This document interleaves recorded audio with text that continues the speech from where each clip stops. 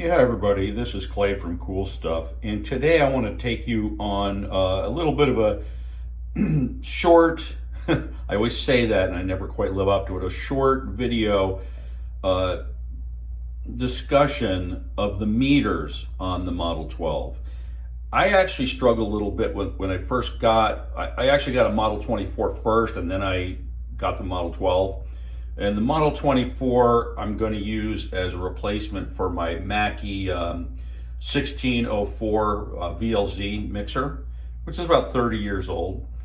Uh, and it just has all the cool new features like recording to SD. But I started this journey wanting a small mixer that I could put next to my drums and just use as a sub mixer.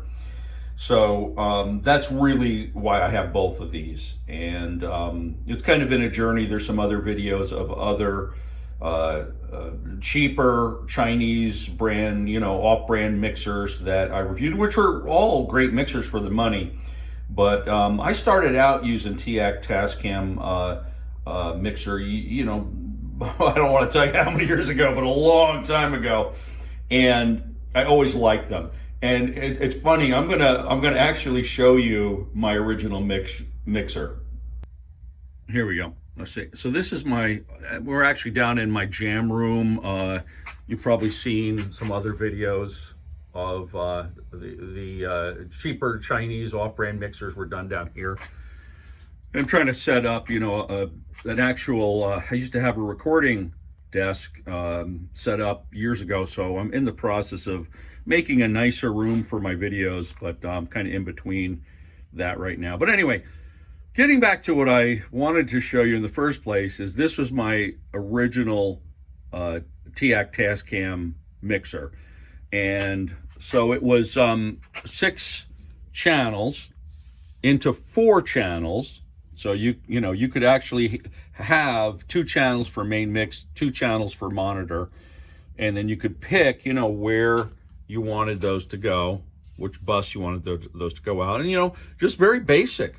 But I think, the meter bridge was an option that you had to add on. I love those old meters. I wish all the mixers had those still. So cool to watch those needles flop around. But so much else has changed for the better. But I think I spent the same amount of money for this as I spent for the Model 12. And this really had no effects, no recording capability. I tried to get this working the other day, and I could get a signal out of it, but it was way down in the noise. I'm not sure what's going on with it. I'm probably gonna have to take it apart and do some diagnostics on it. But yeah, it had a headphone input, power switch. It had what do we have over here? Oh, mic attenuation. So that's your gain basically. It was very crude though. You had just treble and bass, so no mids even. Then you'd punch into whatever bus you wanted the signal to go to, and it could go to multiple buses if you wanted it to. You could send this thing to a 4-track recorder too. I think that was what a lot of people did with it. So you could output, your 6 channels. 2 of them would have to get mixed down to one of the channels to make sure it all fit into 4, but and you got pan left and right, and your fader and your master fader. So anyway, just digressed a little bit. Just wanted to show you this old TAC unit. And what was it? 2A. TAC 2A. Some of the old TAC stuff is almost like collector's status anymore if you look at the Porta Studios. But I don't think this is quite, you might see these for $200 or $300 with the meter bridge. All right, so enough of that. So getting back to what I wanted to talk about before we, kind of went off the trail, I want to show you how this meter works on the Tascam. Most of it's pretty self-explanatory, except when you first power up, this is always tricky to get a good view of this. When you first power up, you're in this meter screen. If you push the select button right here, you're now looking at meters for live input, and you can see my as I talk, I've got two microphones plugged into channel 1 and channel 2. I got a Rode NT1 in channel 1, and I have a Shure Beta 58 in channel 2. I haven't really set the levels correctly. Just, bear with me. We'll get there. So if I hit select again, I'm now looking at PC return. If I had my DAW running and playing a song from the DAW over USB to the mixer, you'd see the levels change there. If I press select one more time, I'm now in MTR return, which is your SD recordings. So I have a song queued up right now, and you can see I've got it positioned where I want it. I've got my monitors on, and you can see now MTR return. Now let me just pause that. But you don't see my live input from my microphones. You just see MTR. If I hit select again, we're back where we started. Well, it seems like I've got, live input, PC return, MTR return. What then is this, default meter screen that you come into? All right. What this shows you is your input, and I think they call this one your channel input. However your switches are set over here, that's what you're going to monitor in that default meter screen. Now, I'm all set for MTR, right? Well, watch what happens. Right now, I just want to underscore this. I'm going to go and focus again on the meter screen. Testing. You do not hear my mics, right?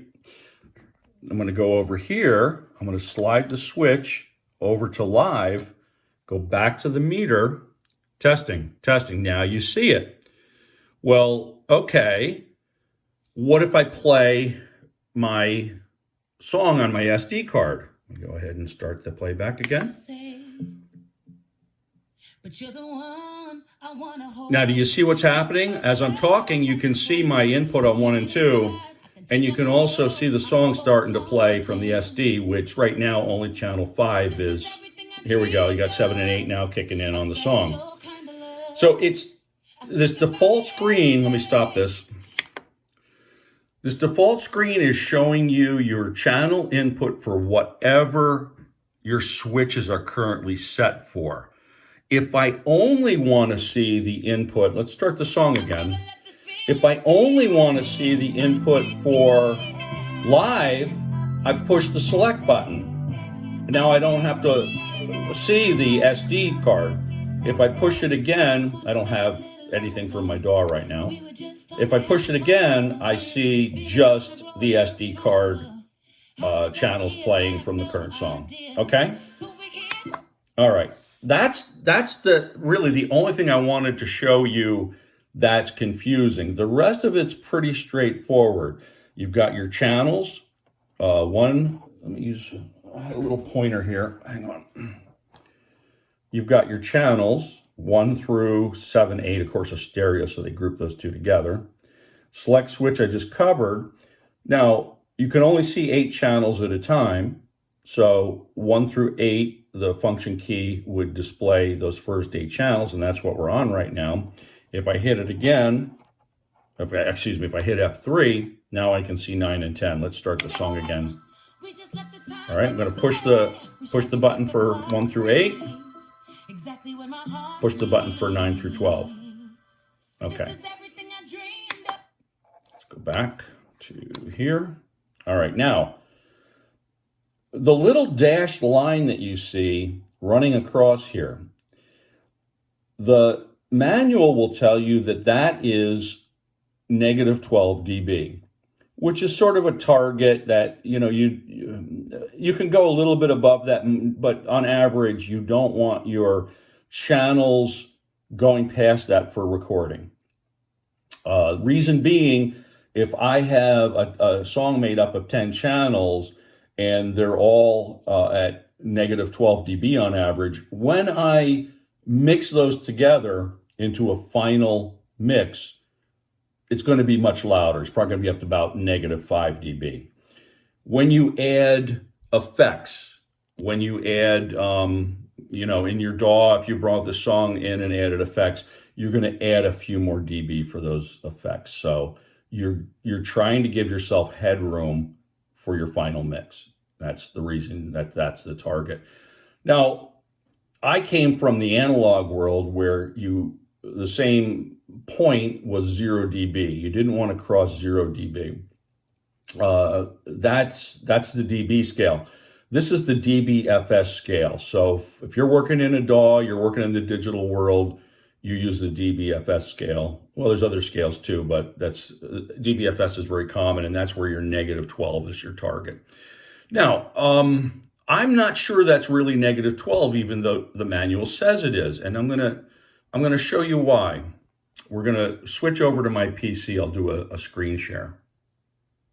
Okay, so when you install the driver, this is basically, your user interface after the driver installs for the model mixers. They all use the same driver, whether it's the 12, 16, 24, or 2400. So you're left with this little app, Model Mixer Settings Panel, and you don't have to load it. It kind of, there's always there in the background.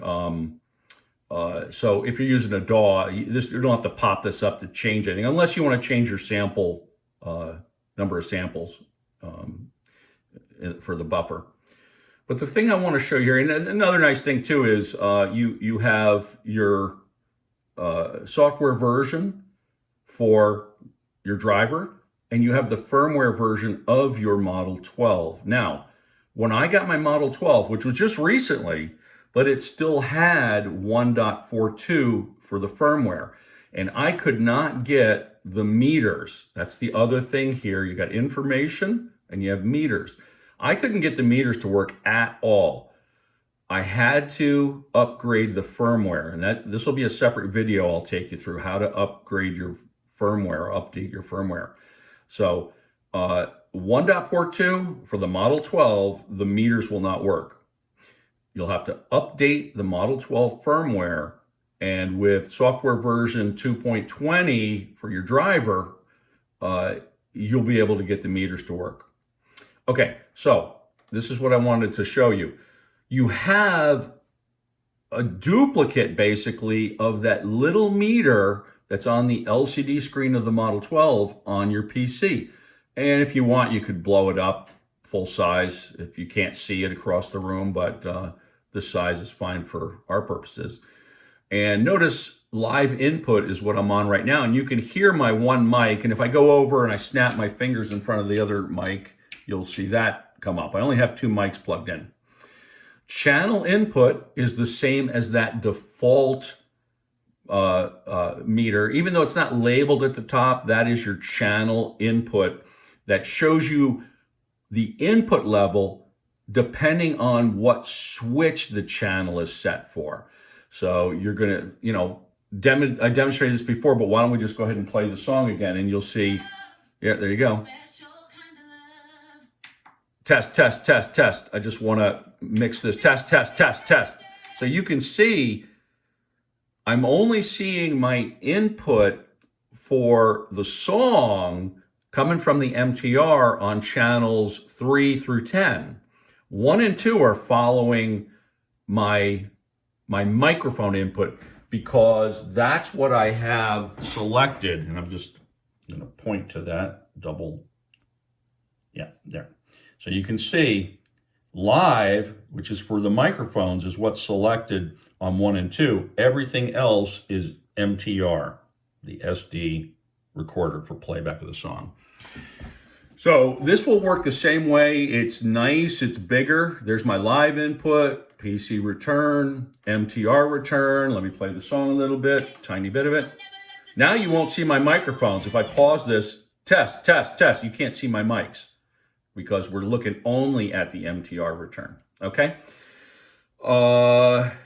Now, the last thing I want to show you is, what is this peak hold?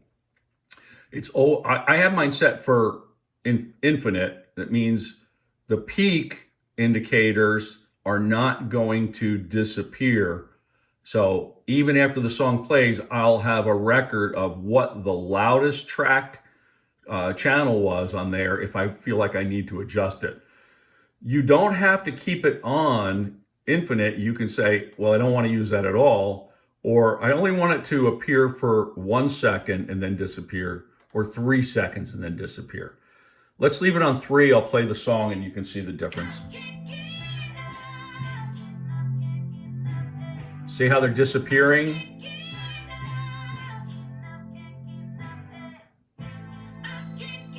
I'm going to hit stop, and after 3 seconds, they should all disappear. There you go. So, however you want to do that, and you can manually clear those as well. There actually was one more thing I wanted to show you about the mixing screen, on the application with the mixer screen on Windows. And that is these 3 things right here. Once I get the mouse over here. Here we go. aux 1, aux 2, and sub and main. So you can see right now, I've got my main fader up a little bit. I can test, make it a little louder if I need to, and you can see it go up. But I've also got the ability to monitor my sub output. So let's say I go to channel 1, and just focus back over here for a second. On channel 1, I want to make that signal also go to my sub bus. So now, if I go to my sub bus and bring that up, test. Now you can see over on the screen that we are getting a signal. We can monitor the signal that we're sending to the sub bus. And if I raise, test, raise my fader on that or raise my voice, you can see that go up. You can do the same thing with aux 1 and 2. If I come over here to channel 1, and I bring up aux 1, let's bring it up about a little more than half. Test. So now you can see testing, test. And if I increase that, the level using the aux 1 knob, testing, test. So you can get, a good idea of how much signal you're sending there. And the same thing for aux 2, whether you're using aux 2 for the internal effects. Remember, that's what aux 2 is patched to by default. But if you're not using an effect, you can use aux 2 the same way that you use aux 1 for monitor or external effects. So I'm going to go ahead and I'm going to increase the amount of signal I'm sending to aux 2 per channel 1. Testing, test. And you can see aux 2 is now going up. Test. And let's bring aux 1 back up. Test. And the sub bus. Bring that level. Testing. 1, 2, test. So now you can monitor everything. And that's really nice because you don't have that ability in the box to monitor your sub and your aux 1 and 2 like that. So very nice. I like that option. All right. That is it. Hope you enjoyed the video, and, subscribe to check out more cool stuff videos. Okay. Thank you. Bye.